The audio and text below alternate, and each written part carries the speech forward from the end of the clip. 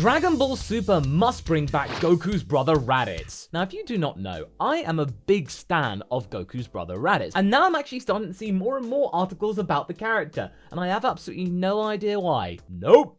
No idea why. I did a video about Screen Rant and how they actually had a somewhat valid theory that, thanks to GT, Raditz might still be alive. And now there's CBR coming in the action, saying that there could be ways to bring the character back for the sake of expanding his character. Should we take a look? So this article from Jay Choi, sorry if I get the pronunciation wrong, goes, Dragon Ball Super should bring Goku's brother back from the dead. Whilst Raditz's brother of Goku hasn't appeared since DBZ, there may be a role for him to play in the future of Super. Oh yes, Raditz back in the main timeline! Ooh, I like that. But, okay, realistically, I know that Raditz will not be returning properly. I am not delusional. I am hopeful, but I'm not delusional. Raditz's brother of Goku appeared in the first few episodes of DBZ and exited the franchise unceremoniously about as quickly as he entered it. Well, I mean, I don't know. It's not like he just went, like, blasting and He had a full Nelson moment. It was actually kind of dramatic. Those visuals do stick with you. Although Raditz did make a minor appearance in his child form in the Dragon Ball Super Broly movie,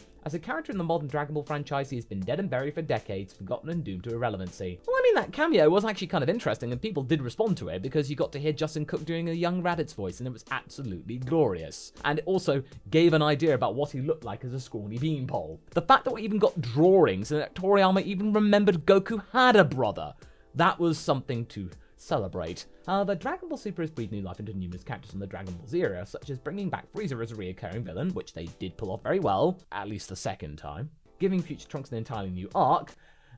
Bad ending though.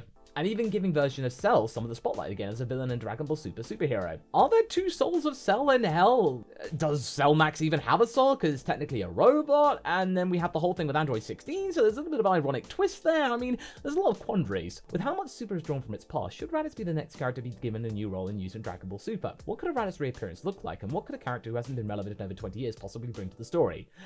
Well, we know what he could possibly bring to the story. We've done it many times. But I'd like to see what Jay wants to say. When Raditz was introduced in Dragon Ball Z, the sole purpose of his character was to expand the scope of the Dragon Ball world to an interplanetary level. Raditz being Goku's biological brother was a major reveal on paper, but in reality, this relationship was never explored. Indeed, it wasn't, because Raditz told Goku that, "I'm your brother, Kakarot!" And Goku was like, "Well, I don't care. You're a baddie and I don't like baddies." So yeah, that wasn't really going to go anywhere, so Raditz had to take his kid to get him to listen to him at all. Instead, the bigger revelation was that Goku wasn't a human at all. Instead, he came from a warfaring race of aliens who were sent to conquer weak planets. Raditz showed up, kidnapped Gohan, fought Goku and Piccolo, died, and was then the trigger for two other Saiyans to arrive on Earth in the future. Sad, but accurate. That was the extent of his character, and after his death, neither his brother nor his comrades Vegeta and Nappa really acknowledged his death or existence, despite having lost one of the remaining Saiyans.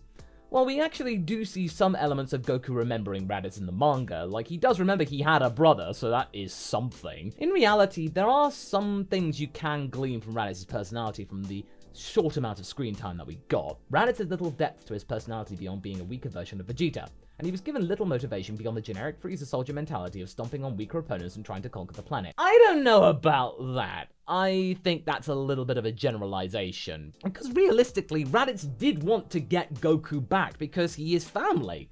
There was that moment where he was giving Goku every single opportunity to forget about his friends and join him. He was much more forgiving to his brother than he would have been to any other Saiyan that he wasn't related to, but eventually had no choice but to actually take him down because he wasn't listening. And not to mention for the fact that Raditz is a sneaky individual. He showed that he is unlike most Saiyans and is willing to do anything to try and survive. So he is a survivalist, as much as you can do when you're trying to battle the main character. I mean, he gave it a good go trying to live, but ultimately that didn't work. The most interesting part of his character, his biological relationship with Goku, was unexplored and forgotten. That admittedly was true because Goku didn't care. His Saiyan heritage as one of the last of his race was glossed over by the people he fought alongside his entire life. Yes, again, that was true because, he was useless. While all these reasons make bringing back Raditz seem pointless, there are also reasons why he has so much potential to be explored further. I feel like there is enough of his personality to build upon without making it seem too fanficky. you get the idea that if you just gave Raditz room to breathe and room to grow and not constantly berate him and bring him down, you can increase his confidence, and therefore that can build up further and further and further, and then unfortunately ultimately make him into a pompous so-and-so, which you see in Dragon Ball R&R. He just then ends up being all full of himself and overconfident, but a little bit of a klutz as well, but somewhat endearing.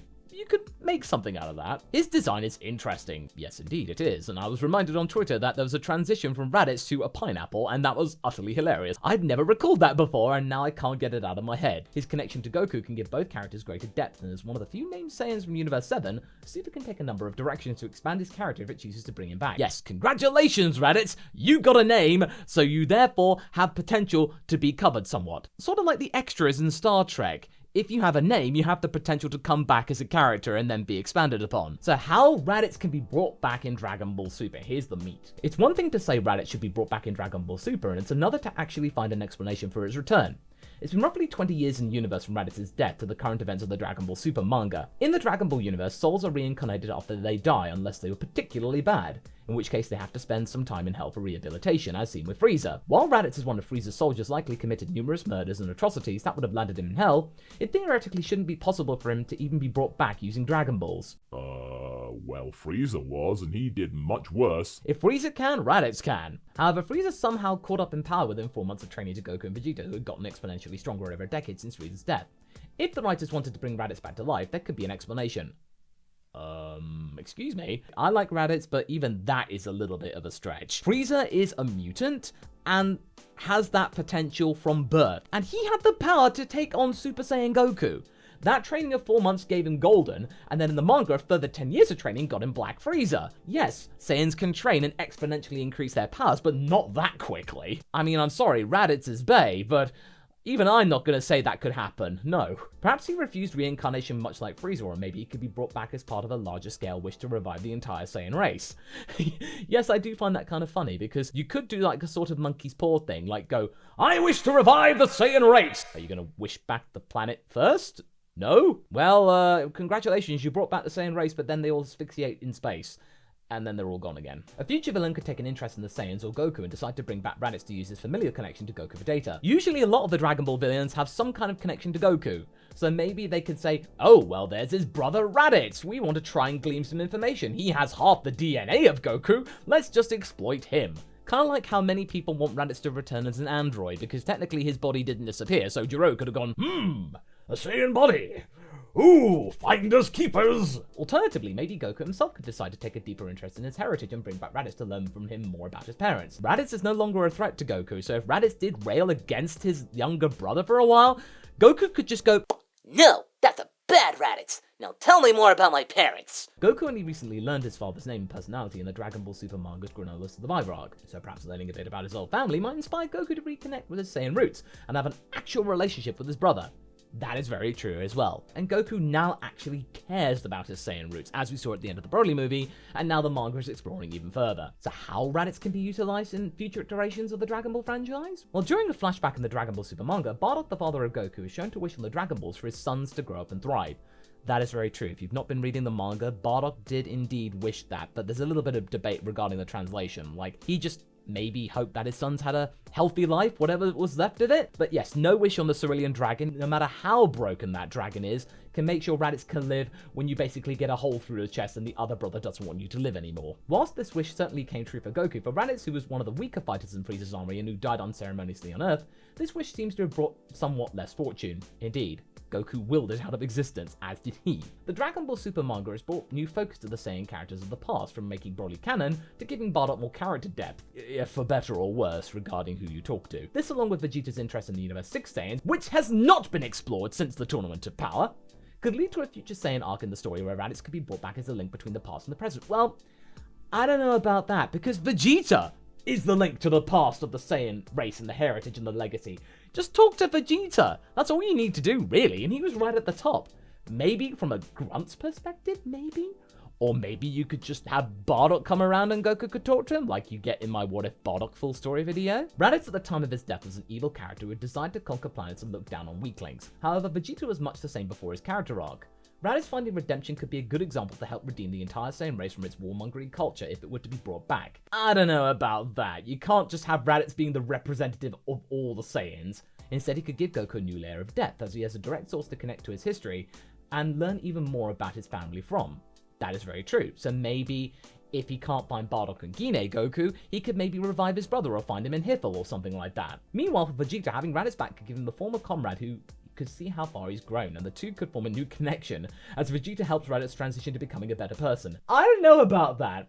Vegeta has progressed a lot, but I feel like if Raditz came around again, he would be dogging on him more and more and more. Nappa came back and Vegeta was much more powerful, and he did not care. And he hung around Nappa even more, and regarded him with slightly more respect, and yeah, look how that turned out. So I don't think Raditz and he would see eye to eye. Raditz's status as a Saiyan and as Goku's brother would allow Super to explore a deeper storyline about heritage and family, which could be the centerpiece of a new arc unlike any seen in the franchise to date. So basically what this article is saying is that Raditz could be brought back for further exposition. This kind of just seems like a repeat of the original Raditz saga. Raditz comes along as a vehicle to expand and continue the plot for Goku and what he was all about. You're sort of using Raditz as a tool again, and not really exploring Raditz as the character proper, and expanding upon his personality.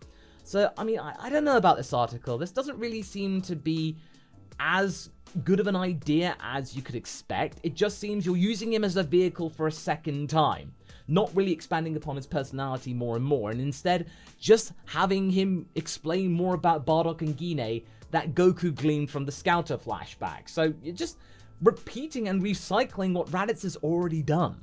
I don't really know about this one. I don't think this gets my seal of approval, but there are some elements of it which are okay. But I do agree the whole thing that Raditz is no longer a threat, so you could just use him to explore and maybe for him to rediscover his own personality, and maybe for the fact that he can't really fight his brother, so he may as well try and survive again. He is a very sneaky person and will do anything to live, so maybe he could then go off into space and try and figure himself out and come back again. Should Raditz be brought back though? That's up for debate still.